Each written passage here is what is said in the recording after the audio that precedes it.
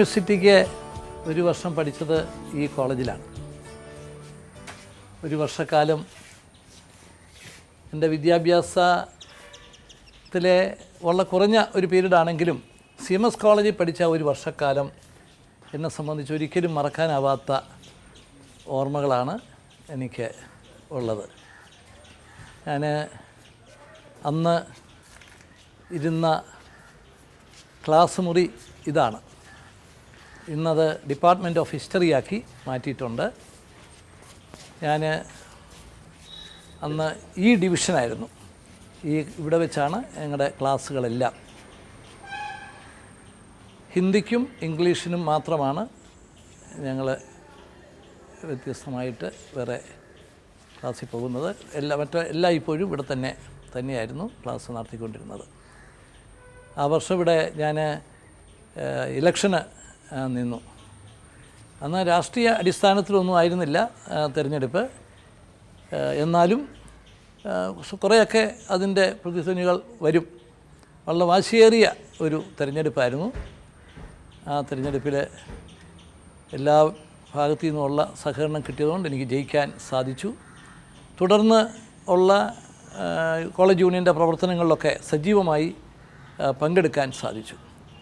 ഏതായാലും ഒരു വർഷക്കാലത്തെ CMS കോളേജിലെ എൻ്റെ അനുഭവങ്ങൾ എൻ്റെ വിദ്യാഭ്യാസ ജീവിതത്തിലെ ഏറ്റവും പ്രധാനപ്പെട്ട ഒന്നാണ്. പ്രീ യൂണിവേഴ്സിറ്റി കഴിഞ്ഞ് ഡിഗ്രിക്കും ഞാൻ ഇവിടെ തന്നെ പഠിക്കാനാണ് ആഗ്രഹിച്ചത്. കാരണം എനിക്ക് കോട്ടയം കേന്ദ്രീകരിച്ചുകൊണ്ടുള്ള ഒരു പ്രവർത്തനവും ഒക്കെയായിരുന്നു എനിക്ക് ഏറ്റവും താല്പര്യം. പക്ഷേ വിദ്യാർത്ഥി രാഷ്ട്രീയത്തിൽ സജീവം ആയതിൻ്റെ പേരിൽ എനിക്ക് ഇവിടെ അഡ്മിഷൻ കിട്ടിയില്ല.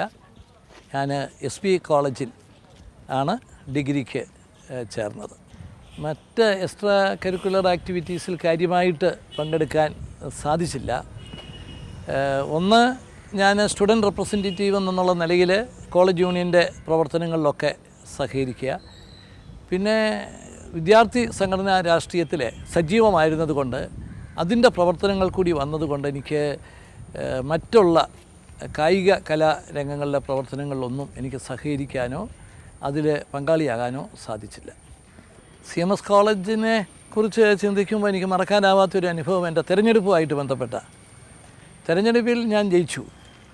അപ്പോൾ എന്നോടൊപ്പം ഉള്ള പ്രവർത്തകർ ആ ജയം അങ്ങ് ആഘോഷിച്ചു. എന്നെയും മാലയിട്ട് പുറത്തോട്ടിറങ്ങി വരുമ്പം അവർ കാണുന്നത് ഒരു സാധാരണക്കാരൻ, ഒരു പ്രായമായ ആൾ ഒരു റിക്ഷായും വലിച്ചുകൊണ്ട് വരുന്നതാണ്. ഈ പ്രായമായ ആളിനെ മാറ്റി പെട്ടെന്ന് വിദ്യാർത്ഥികൾ ഈ റിക്ഷായുടെ കൈകാര്യത്വം ഏറ്റെടുത്ത് എൻ്റെ മനസ്സില്ലാതെ തന്നെ എന്ന് വേണം പറയാം. എനിക്കതിനൊരു അഭിപ്രായം പോലും പറയാൻ അവസരം സാധിച്ചില്ല. അതിനു മുമ്പ് എന്നെ ആ റിക്ഷായിൽ കയറ്റി പിന്നെ ഈ കോമ്പൗണ്ട് മുഴുവൻ 1 മണിക്കൂറോളം വലിച്ചുകൊണ്ട് നടന്ന് എല്ലാ സ്ഥലത്തും പോയത് ഈ അവസരത്തിൽ ഞാൻ ഓർക്കുകയാണ്. അത് എനിക്ക് എന്നും ഓർമ്മയുള്ള ഒരു കാര്യമാണ്.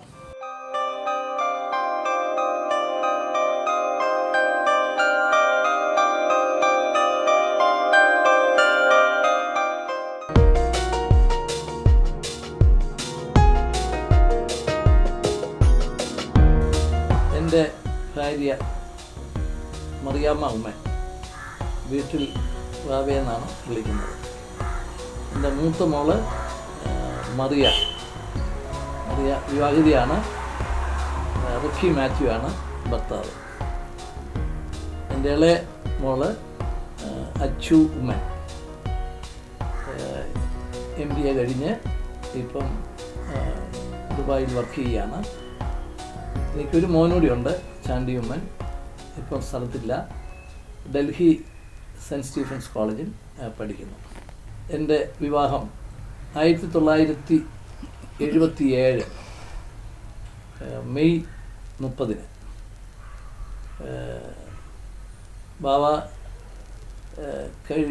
കരുവാറ്റ കുഴിത്താറ്റിൽ കുടുംബാംഗമാണ്. ഞങ്ങളുടെ വിവാഹം വളരെ ലളിതമായ നിലയിൽ, കല്യാണക്കുറി പോലും അടുപ്പിച്ചിരുന്നില്ല, നല്ല ലളിതമായ രീതിയിൽ നടത്തി.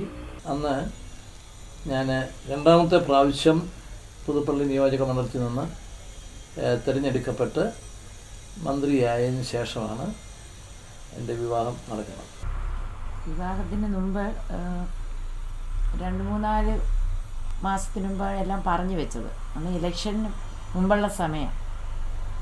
അപ്പോൾ എനിക്ക് ഭയങ്കര ആങ്സൈറ്റി ഉണ്ടായിരുന്നു. ഞാൻ ഒത്തിരി പ്രാർത്ഥിച്ചു, എങ്ങാനും തോറ്റുപോയാൽ കെട്ടാൻ പോകുന്ന പെണ്ണിൻ്റെ ദോഷമാണെന്ന് പറയുമല്ലോ നമ്മുടെ ആൾക്കാർ. അങ്ങനെ ഒത്തിരി ഞാൻ ദൈവസന്നിധിയിൽ പ്രാർത്ഥിച്ചു. നല്ല ഭൂരിപക്ഷത്തിൽ തന്നെ ജയിച്ചു. അത് എൻ്റെ പ്രാർത്ഥന ഉണ്ടാകുന്ന ഞാൻ പറയത്തില്ല, പക്ഷെ ദൈവത്തിൻ്റെ വലിയൊരു കരുണയായിരുന്നു.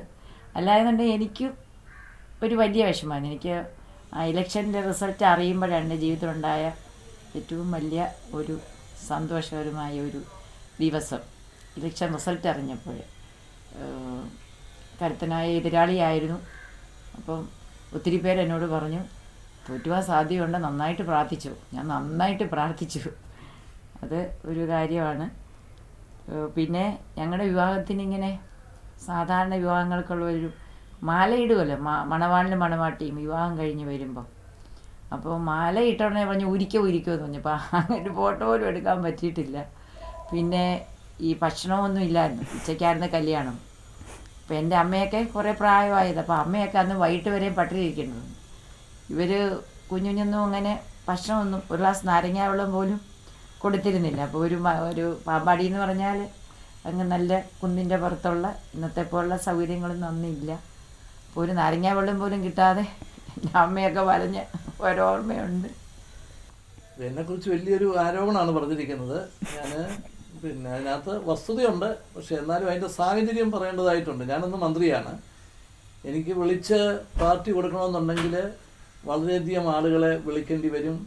വലിയ ഒരു വിവാഹ സദ്യയായിട്ട് മാറും.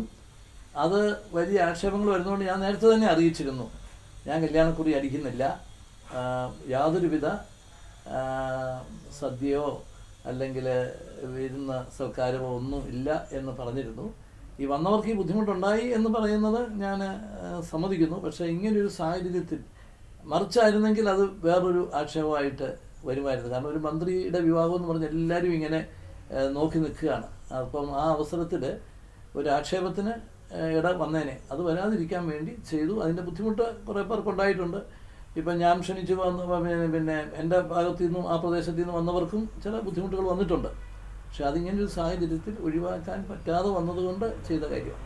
രസകരമായൊരു സംഭവം ഉണ്ട് കേട്ടോ, ഇപ്പോഴേ ഓർമ്മ. കുഞ്ഞുഞ്ഞ് കല്യാണക്കുറി അടിച്ചിരുന്നില്ല, പക്ഷെ ഞാൻ കല്യാണക്കുറി അടിച്ചിരുന്നു.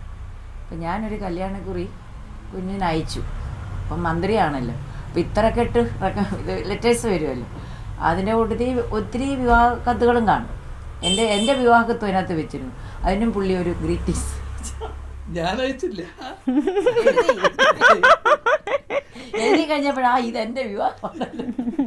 ഞാൻ എഴുതിയതല്ല, എൻ്റെ ഓഫീസിൽ നിന്ന് ഇങ്ങനെ എഴുതി ഒപ്പിടാന്ന് കേട്ടൊക്കെയാണ്. അപ്പയെ പറ്റി പറയുകയാണെങ്കിൽ ഒത്തിരി തിരക്കുണ്ടായിരുന്നു. അതുകൊണ്ട് ഞങ്ങൾക്കൊന്നും വേണ്ടധികം സമയം അപ്പയുടെ ചിലവഴിക്കാൻ പറ്റിയിട്ടില്ല. അപ്പോൾ പറയുകയാണെങ്കിൽ എനിക്കിപ്പോഴും ഓർമ്മ വരുന്നത്, ഞാൻ സ്കൂളിൽ പഠിക്കുമ്പോൾ ഒരിക്കൽ എനിക്ക് കണക്കിന് വളരെ കുറച്ച് മാർക്ക് കിട്ടി. അപ്പം പ്രോഗ്രസ് റിപ്പോർട്ട് എങ്ങനെയെങ്കിലും സൈൻ ചെയ്ത് കിട്ടണം. അപ്പോൾ വരുന്നുമില്ല. അമ്മയോട് പറയാനും പറ്റത്തില്ല, അമ്മ വഴക്ക് പറയും. അപ്പം അങ്ങനെ ഇരിക്കുന്ന സമയത്താണ് അപ്പോൾ MLA ക്വാർട്ടേഴ്സ് എത്തി എന്നുള്ള കാര്യം അറിയുന്നത്. അപ്പം ഞാൻ പതുക്കെ MLA ക്വാർട്ടേഴ്സിൽ പോയി ഈ പെറ്റീഷനൊക്കെ വെക്കുന്നതിൻ്റെ കൂട്ട് എൻ്റെ പ്രോഗ്രസ് റിപ്പോർട്ടും വെച്ചും കൊടുത്തു. അങ്ങനെ അത് ഒപ്പിട്ട് കിട്ടുമായിരുന്നു.